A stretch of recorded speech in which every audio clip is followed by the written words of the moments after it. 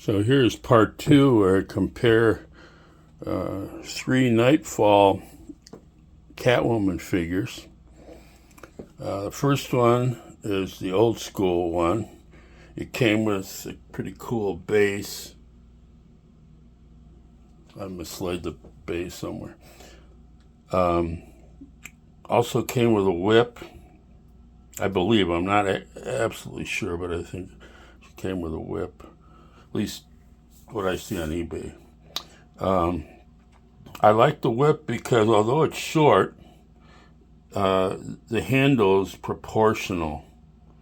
That's the first thing I noticed about the Multiverse McFarlane figure.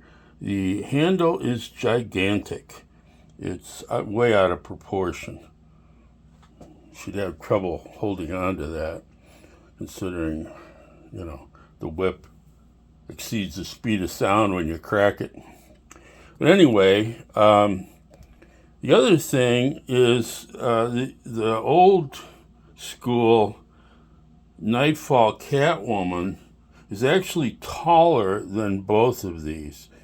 The DC Collectibles is the shortest, then comes the newest version of McFarlane. It's interesting. The peg on here, she says one peg, really fits nice and snug, so that's good. Without a base, it's almost impossible to stand the original Knightfall one because of her almost stiletto type heels. This one, interestingly enough, didn't come with a base. Strange. Now, with this one, you do get the deluxe feature of 2 hands. They're like splayed out, so you can have her have a whip in her right hand and a kind of a splayed out left hand, which, shows her aggression. And speaking of emotion, the reason I like Jim Bellin as an artist, he, with his costume, opened up the eyes, the eyebrows, and did so much with the emotion on Selina's face. He was the best at that, portraying every emotion that you can imagine. Also, when he did her moves, he would do like shadows, like she did a triple somersault. You saw the somersault happening in kind of light shadow, whatever you want to call it, images, which I thought was super cool. It brought out her athletic prowess. She's not quite Nightwing's level, but very close. Anyway, so each one of these, has a particular drawback. The thing that bothers me the most is I really like the facial expression on the original one, this one, because, she's got sort of that, you're not going to be a problem. Nice semi-smile could be used when she's looking at Batman or confronting, the cops or whatever.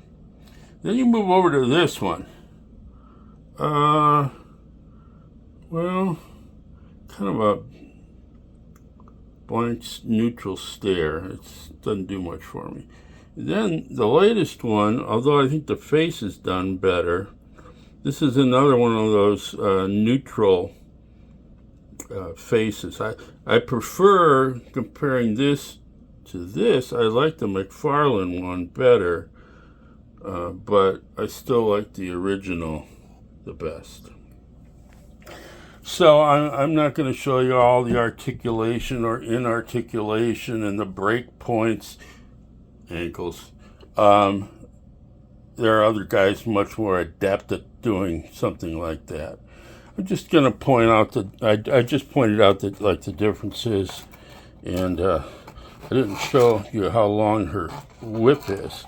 First time I put her whip in, I threaded it through small, then down, and I got it to the handle, and it jumped out. So it took me 2 tries. And I do think the combination of soft plastic and the out of proportion handle is a drawback.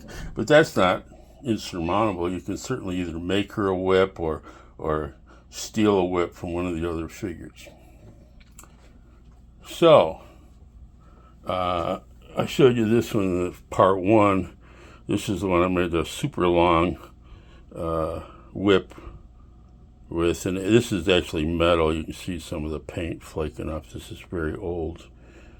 I've also made her in her snow camo, which is really cool, white with the gray spots. So there you go, a comparison of my favorite DC female character, and I'm out.